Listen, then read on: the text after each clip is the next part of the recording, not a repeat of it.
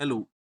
जी हाँ, आइए अभी देखते हैं कि एसआईआर में अपनी 2002 की लिस्ट में नाम चेक करने के लिए हम किसी और पर डिपेंड ना होकर, जैसे बीएलओ पर डिपेंड ना होकर या किसी और पर डिपेंड ना होकर, खुद कैसे लिस्ट पे चेक कर सकते हैं कि हमारा नाम 2002 के एसआईआर में कौन से पीएस में कहाँ था। चलिए देखते हैं। सबसे पहले ईसीआई नेट डाउनलोड करेंगे और ये रहा ईसीआई नेट, मैंने ओपन किया।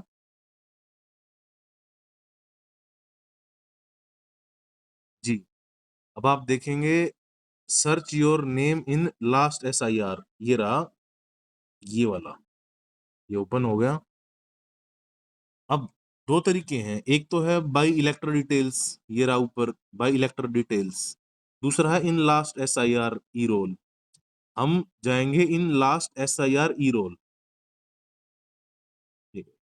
अब खुल गया ऑप्शन हमारे पास ड्रॉप डाउन मेन्यू स्टेट के लिए, हम इस पर क्लिक करेंगे। जैसे मान लिया मैं दिल्ली में था तो एनसीटी ऑफ दिल्ली ये रहा, खुल गया। अब देखेंगे डिस्ट्रिक्ट, मेरी डिस्ट्रिक्ट थी साउथ वेस्ट। अब मेरी एसी कौन सी थी, असेंबली कॉन्स्टिट्युएंसी, तो साउथ वेस्ट डिस्ट्रिक्ट में केवल इतनी ही एसीज थी। तो मान लिया मेरी एसी है नजफगढ़, मैं नजफगढ़ में गया। फिर आया polling station number and name, मैं इस पर क्लिक करूंगा।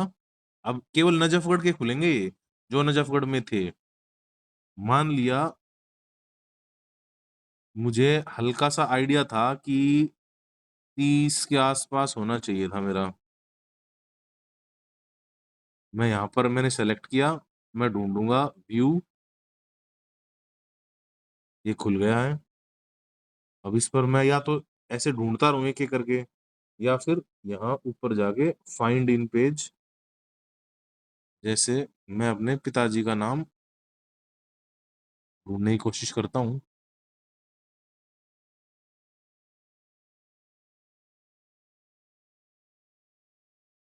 ये मैं अपने पिताजी का नाम टाइप कर लिया।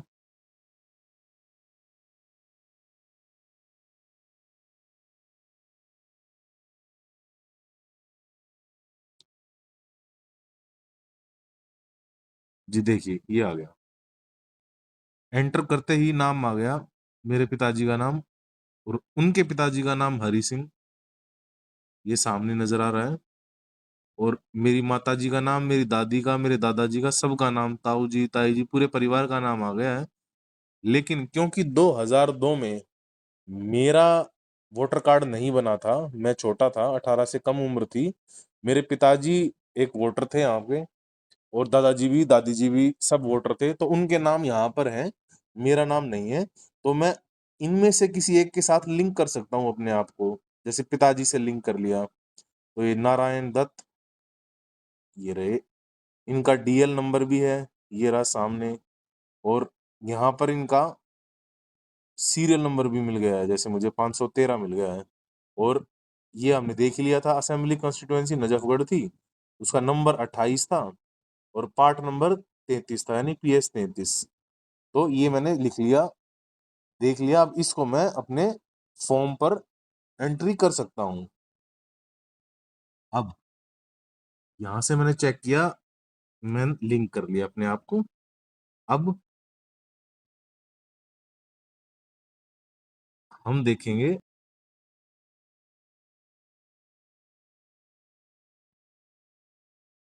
यहां पर देखिए, पहला कॉलम, दूसरा कॉलम, तीसरा कॉलम।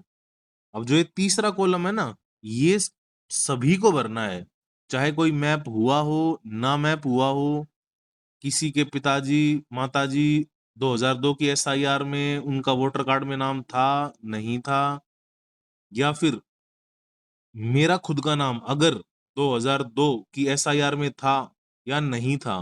कॉलम नंबर 3 मुझे भरना ही है हर हालत में, इसकी पूरी डिटेल्स भरनी है मुझे। लेकिन जो कॉलम नंबर 1 है ना, वो केवल और केवल वो लोग भरेंगे जो 2002 की SIR में खुद वोटर थे, और मान लिया कि मेरे पिताजी वोटर थे, तो जब मेरे पिताजी अपना फॉर्म भरेंगे, इन्यूमरेशन फॉर्म, तो मेरे पिताजी को कॉलम 3 तो भरना ही भरना है, जो सभी को भरना था। मेरे पिताजी कॉलम 1 भी भरेंगे, क्योंकि वो खुद भी एक वोटर थे 2002 के SIR में। लेकिन जब मैं अपना फॉर्म भरूंगा, तो कॉलम 3 तो मुझे भरना ही भरना है, मैं भरूंगा कॉलम 2, और कॉलम 2 में डिटेल्स आएंगी मेरे फादर की। क्यों? क्योंकि मेरे फादर तो वोटर थे 2002 के SIR में, मैं नहीं था, तो मेरे फादर की डिटेल मैं अपने फॉर्म में कॉलम नंबर 2 में भरूंगा, पूरी कंप्लीट। कॉलम 1 मेरा खाली रहेगा, मेरा भरा जाएगा कॉलम नंबर 2 और 3। और मेरे पिताजी जो कि 2002 की वोटर लिस्ट में भी थे, SIR में थे वो प्रेजेंट, उनका कॉलम नंबर 1 और कॉलम नंबर 3 दोनों भरे जाएंगे।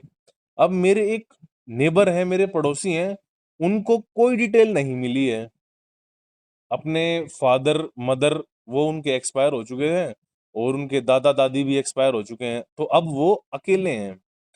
अब वो सिर्फ और सिर्फ कॉलम नंबर 3 भरेंगे, कॉलम नंबर 1 और 2 वो नहीं भर सकते, क्योंकि उनकी कोई मैपिंग नहीं हो सकती अभी। जी। अब एक दिक्कत और आ रही है, जैसे लोगों को ना समस्या आती है कि ECI नेट पे वो दूसरी स्टेट का डेटा ढूंढने में, जैसे जैसे मैं बताता हूँ, जब आप ये फॉर्म भरेंगे, इन्यूमरेशन फॉर्म, मान लिया मेरी वाइफ है, मैं मान लेता हूं मेरी वाइफ रिवाड़ी डिस्ट्रिक्ट से है, तो अब उनको गांव का नाम पता है, डिस्ट्रिक्ट का नाम पता है, AC का आइडिया उनको होगा, तो देखो कॉलम नंबर 3 तो उनका भरा ही जाएगा। लेकिन वो वोटर नहीं थी 2002 में, लेकिन उनके फादर या मदर या दादाजी या दादी जी वो वोटर थे रिवाड़ी में, तो उनकी डिटेल कॉलम नंबर 2 में आएंगी। अब उनकी डिटेल कैसे सर्च करनी है? तो हम फिर से ECI नेट पे जाएंगे। अब ये देखिए, स्टार्टिंग से खोल देते हैं ECI नेट को। ECI नेट पे क्लिक किया, उसके बाद ये आ गया search your name in last SIR, in last SIR फिर से।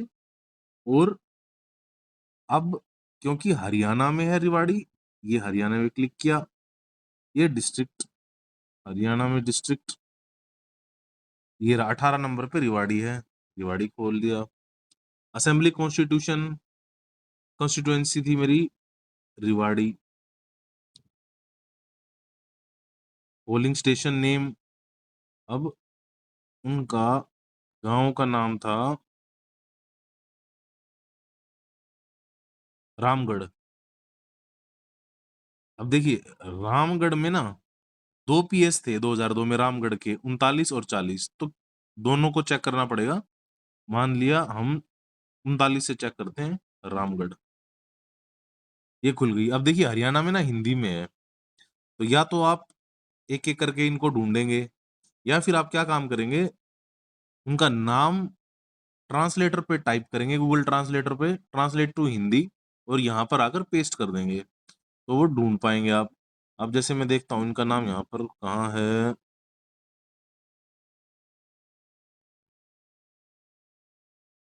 मान लिया उनका नाम है रतन सिंह, मेरे ससुर जी का नाम, मान लिया मेरे ससुर का नाम रतन सिंह है, तो सारी डिटेल मैच हो गई। ये इनका DL नंबर रहा, ये रहा सामने DL नंबर HR करके, सीरियल नंबर ये रहा रतन सिंह के सामने 160, भाग संख्या PS 39 है, AC 86 है। ये डिटेल मैं अपनी वाइफ का फॉर्म भरते हुए कॉलम नंबर 2 में भर दूंगा, उनके फादर की डिटेल, और कॉलम नंबर 3 में उनकी डिटेल, मेरी वाइफ की डिटेल रहेंगी। क्यों? क्योंकि वो दूसरी स्टेट से थी, हरियाणा से, रिवाड़ी डिस्ट्रिक्ट से थी। तो ऐसे हमको इन्यूमरेशन फॉर्म फिल करना है। अब भी अगर समझ में ना आए तो इस वीडियो को बार बार देखते रहें, 100% समझ में आ जाएगी। अगर कोई इश्यू है तो आप कमेंट बॉक्स में डाल दीजिए क्वेश्चन, उस क्वेश्चन का समाधान 100% किया जाएगा। Thank you.